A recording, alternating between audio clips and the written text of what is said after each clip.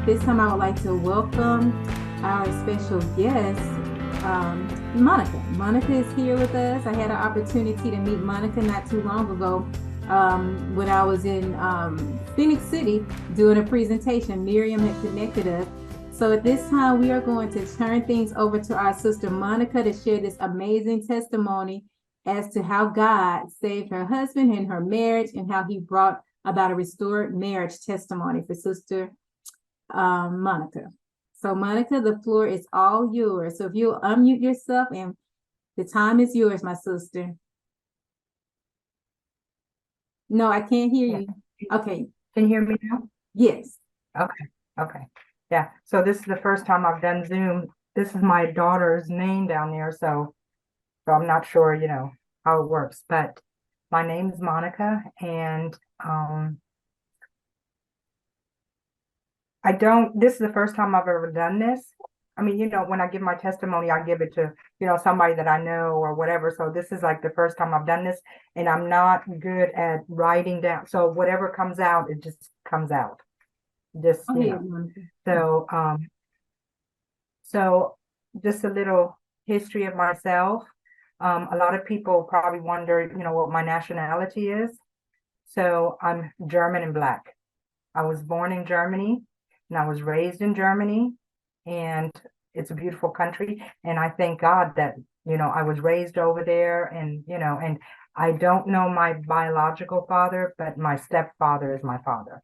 So he was, he's American, Black. And the very first time I came to America, I was 12 for like 1 year. So most of my life, I lived in Germany, but now that I'm older, it's half. So,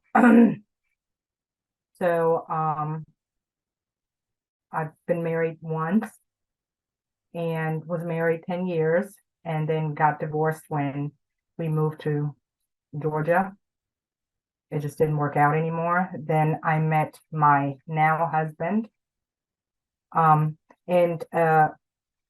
mind you, from the very beginning, I was never raised Christian, was never really raised religiously. In Germany, you're either Protestant or Catholic. So you're always going to be in a category. So I was Catholic. So I was baptized Catholic. Tradition, everything was tradition. So that's when it came to religion, it was just, maybe going to church on Christmas or wedding, funeral, that type of things. So not a lot of knowledge when it came to religion, Bible. The only thing that I would have is, what I would learn, like maybe seeing on TV about Jesus. We have big cathedrals. You can walk in anytime. There's always a crucifix, humongous churches, beautiful churches and stuff. And so there was always a connection, spiritual connection, but never knew, But I know that there was always somebody up there that was bigger than anything. So, so I wasn't a Christian, we lived our life. I had a lot of freedom, lots of freedom. So, my mom was a hardworking woman. So we pretty much raised ourselves. So we never had really a lot of discipline either. So we could do pretty much, when we were a teenager, we could go out, drink, and, do whatever, come home whenever. So, that was, it was not a lot of discipline. So, so we moved here. My parents, thank God they moved here too, because my stepdad got out of the military, and we all kind of ended up here in Georgia.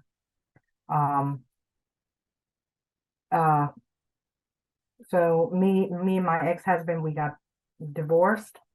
Me and my husband now, we were, having, just being together, and I ended up pregnant. And so I was afraid to get married again. I wanted to go back to Germany, but he talked to me and said, he'll take care of everything. And so we had our baby, we moved into our house, and, and we played house, without being married. We did, what any instinct would tell you to do. Your fleshly instinct, you play house, you want to be the good parent, the good wife, but still being in the flesh, you still have your things going on and you have your issues and stuff. So, I wasn't ready to settle. I still like to go out and party and drink and do whatever. And usually, I could do this on the weekend and then be a good, house mother on the weekdays, because it was just the weekend thing. And then during the week, I was doing the things that needed to be done. And my husband, now, he had his own issues too. When we come out of families, when we're born and we come out of different families, everybody has a dysfunction. Everybody's dysfunctional. So you need Jesus to get you on that track of understanding. So everybody has a dysfunction, and that's just the way it is. So our son was maybe like 5 years old, and I'm sure, he got tired of me going out and coming home whenever. And so he was looking for love and trying to get things together. So, he found somebody else. But it was never really, said. We knew that we were coming to a split and we just couldn't find our way back anymore. And I think once that happened, I realized, that the relationship was, over. I was in a different country. I had a child, and I'm thinking, oh my goodness, I got to go through this again. The pain, the hurt, can't trust anybody, just the whole thing. You got to go through it again. You're tired. So it's like, the bottom is dropping again. What do you do? I mean, I have my parents here, and they were, helpful and stuff, but it's just, you're a certain age and you want to get it together and you just can't. So you're just drained. So when we split, everything just started crashing down. And, I was just wondering, this can't be life. This can't be the life that I'm supposed to be in. It's like a movie or something. This can't be it. So I started questioning, I started saying, what is going on? Why is this happening? Me being a Catholic, we always have, those crucifix with Jesus on the cross. So I had Jesus on the cross, the religious things, you have them in your house and stuff. Catholics do that. And I had a crucifix on one of the pictures, and I was just sitting there on the couch one Sunday, and I thought to myself,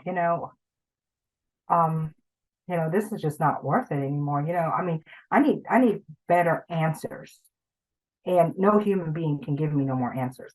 So you kind of come to a end road. So I looked, and and I started crying. I was having my pity party. Serious pity party. Why me? Why me? That's what we ask. Why me?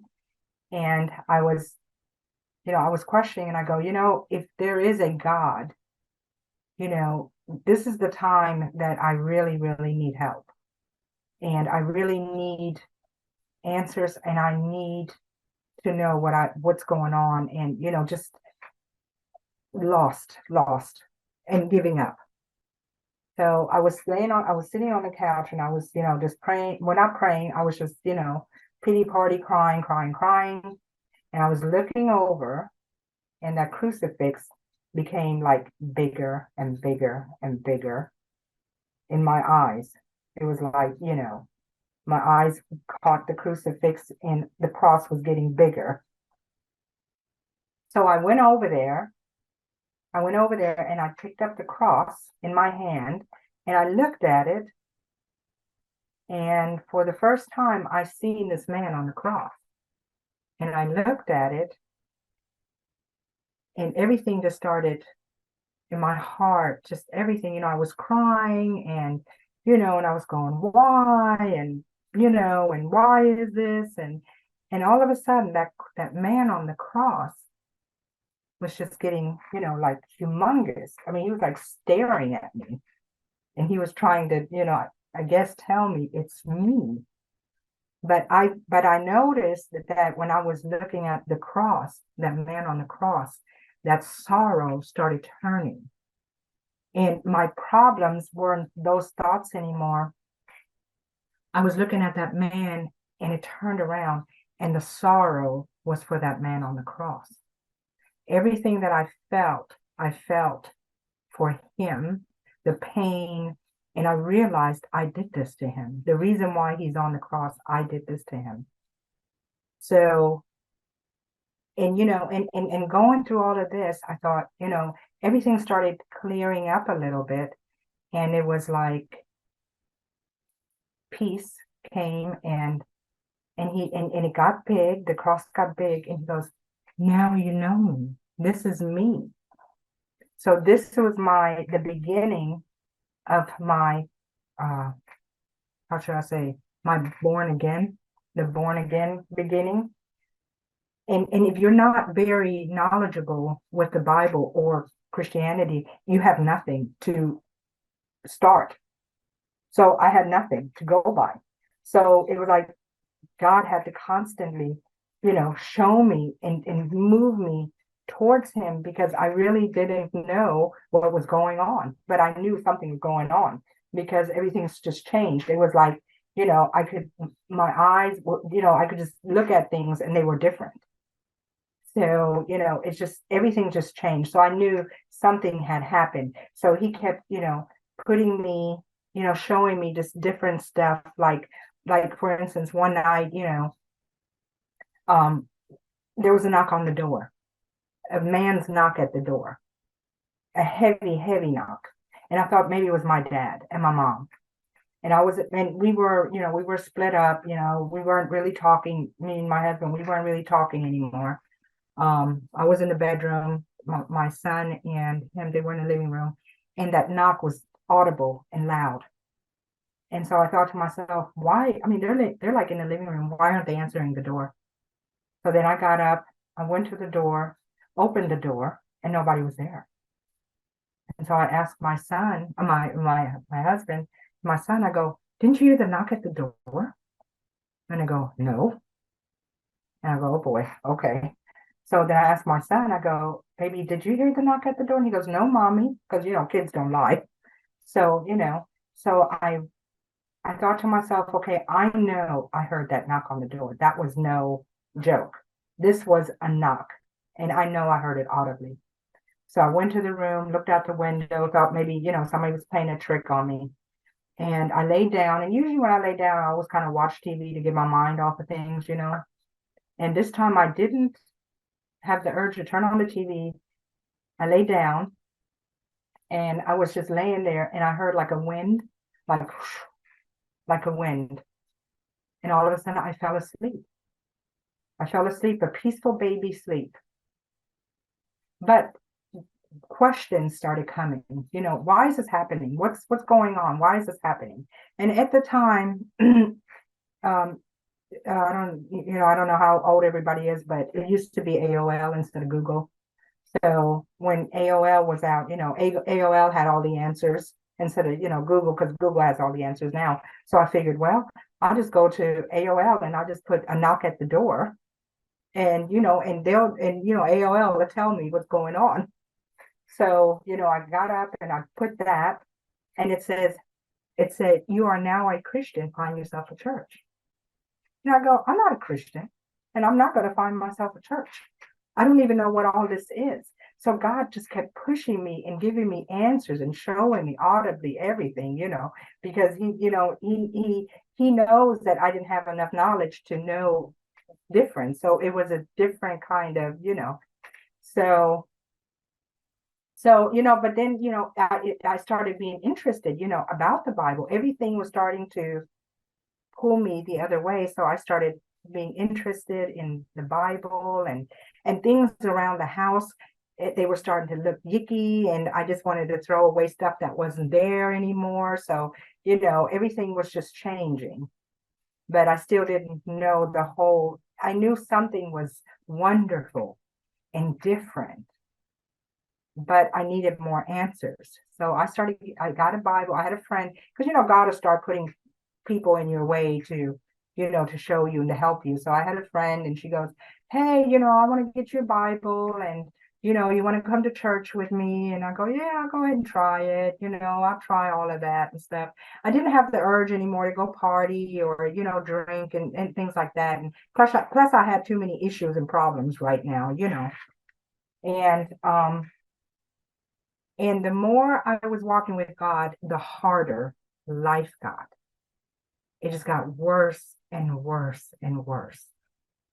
And it just, everything was happening. I had to move out. We put our stuff in the shed. One time I was walking down here, they were having a yard sale with my stuff.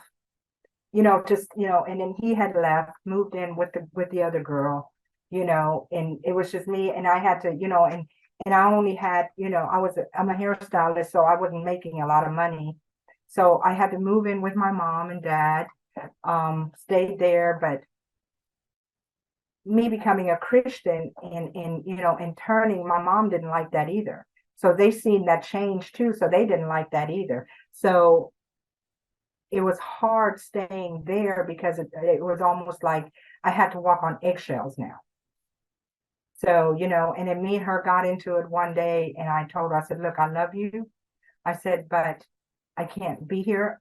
I need to go. I need to, but the trust, the faith that I got that moment when the Holy Spirit came, it just blew up on me.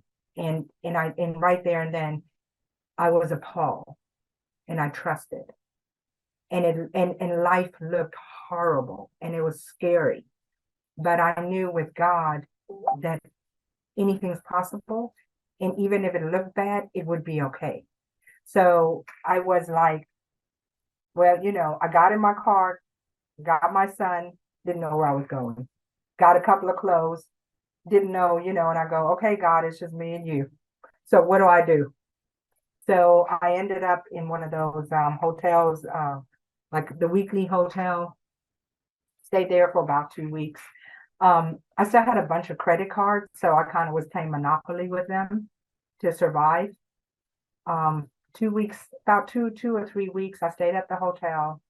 I and one of my friends came and they go, hey, we need to find yourself an apartment. So we found an apartment, and when you're walking with God, everything works out. It's not like you got to struggle. It's like when he says you're going to be in the apartment, you don't have to struggle. There's that apartment's for you.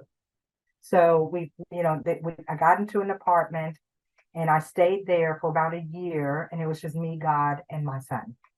And that walk, and even when I was there, when I started reading different characters in the Bible, I could see myself, the pain, the things that they went through. I felt that, like I was I think it was Joseph that fought with God. Was it Joseph or Jacob? When Jacob was fighting with God. Yeah. That, one night I was about to take myself out. I wanted to kill myself. And the pain, because the devil kept going, who cares? Nobody cares. I mean, everybody turned on you. You don't have anybody.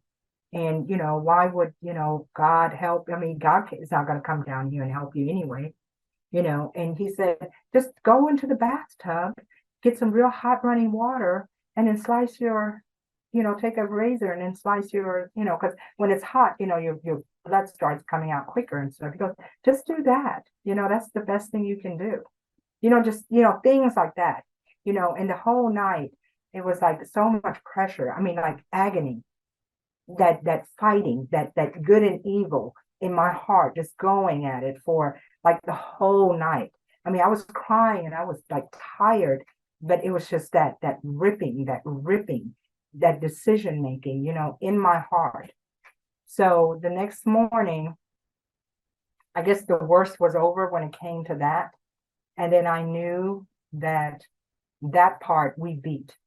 the devil part we beat.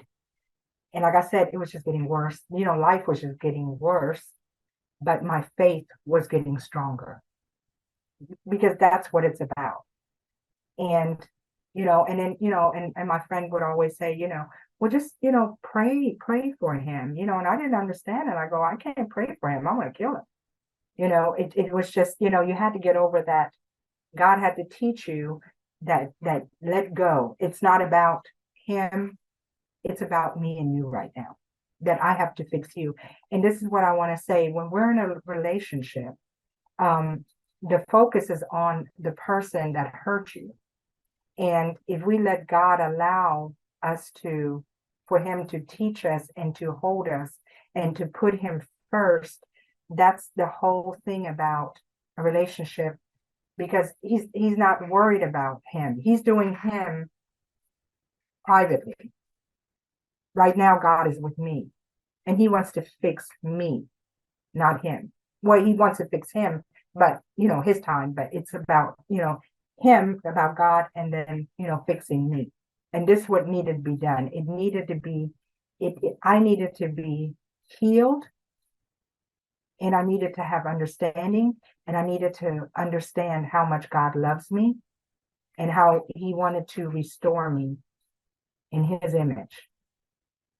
And it took 3 years.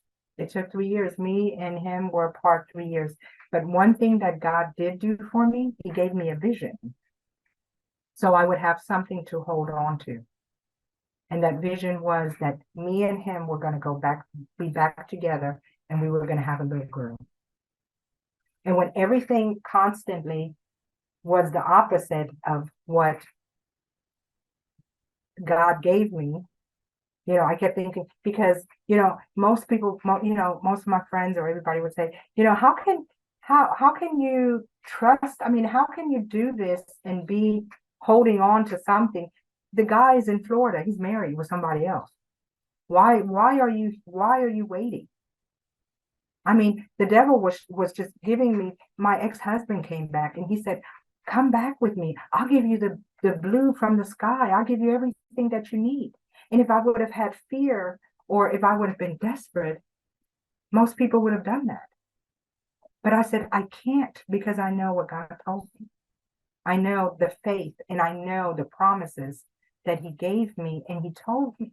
So I can't, my faith was so super strong that I believed God and not the world and not man. It was clear to me. It wasn't a lie.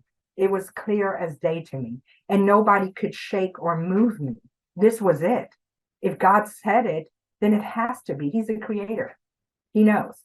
So, 3 years, it took 3 years for me to get fixed and healed.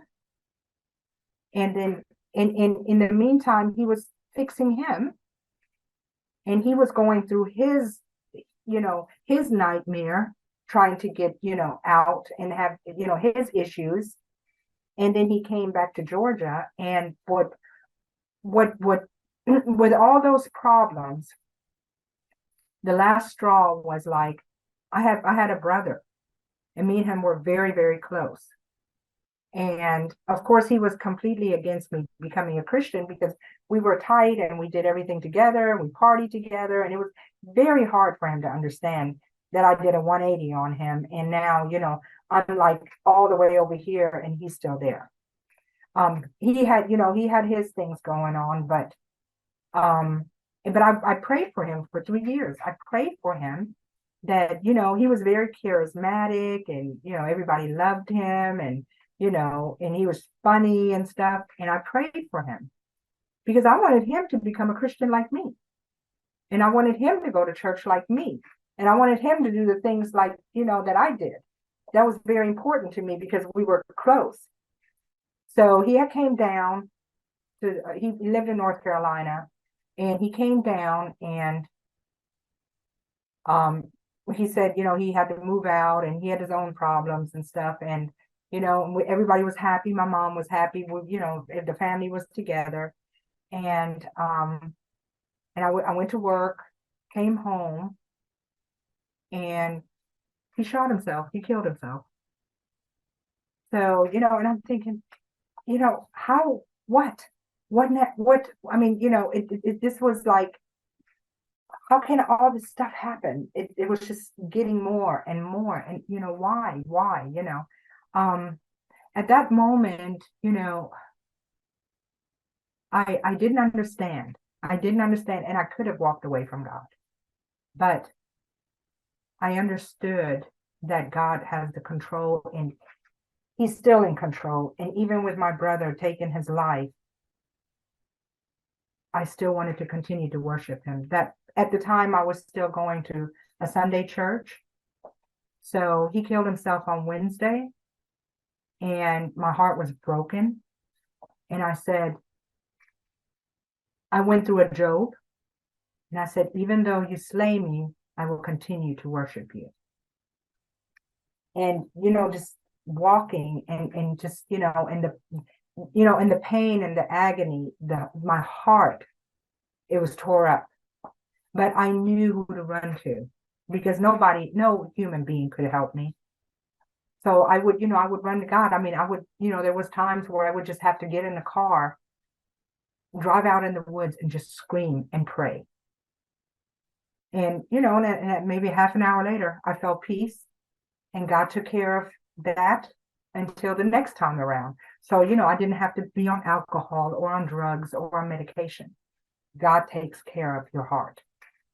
And and just everything he has to, burn out of you, and, and it's so much. But all I know is that if you walk with him and you allow him to, if you give him the control and trust him, he's going to show you who you need to be. And everything works out for the good.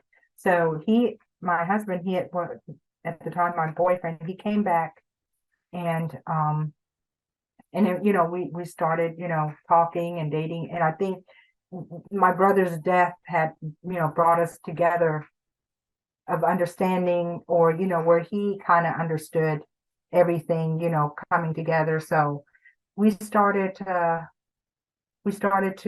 talk, and there was still no trust, not at first, but he had to prove himself. And when you're in a relationship, you have to prove yourself. It's not just, I love you and talk. There has to be action. God acted when he gave his only son to put him on the cross. That was an action. And and things like that, because if a woman loses trust, it takes a while, and it's hard for you to do it on your own. You need Jesus to help you with that, but it can be done. So we started, and of course, that vision of me and him together, that was still about, having a little girl, and, that was always in front of me. So when it started getting closer and closer, I seen the promise coming. So, we started dating again, and we did it right. We wanted to do it right the second time, not, sleeping together and none of that. We just wanted to do it right, started dating. I moved back into my mother's house, he moved back into this house, and we were dating. Our son would come down and spend the night with him so he could be with daddy, and things like that. But until the day, until, he had asked me and got on his knees and asked me to marry him. And, and when we got married and stuff, then we became that family that God wanted us in the first place. So, so the whole thing is, it's like, and I'm not encouraging, like, if you're in an abusive relationship and things like that, I'm not encouraging for you to stay in there. I'm just saying that when it's two people that are good people, but something just tore them apart. Well, of course the enemy comes in and tears, and you have to, both people have to, find themselves, and you have to learn how to forgive. You can't always bring up, well, you did this, and be afraid of it, that, constantly be afraid of it, and then bring it up and then bring it up. Once you have a clean slate, then you take this clean slate and you walk with it. You walk with it. And if you have issues, then you take yourself to Jesus and you talk to him and you ask him to help you. So, I'm glorifying God through everything that happened, because only through him this could have happened. Because if it would have been up to me, no telling where I would have ended up. No telling. So, does anybody have any questions? Or it's easier probably for me to answer some questions if somebody, so that way I can get to that point. Thank you so much for sharing with us, Sister Monika. I want to end the recording, so you all feel free to take some time to ask your questions to Sister Monika.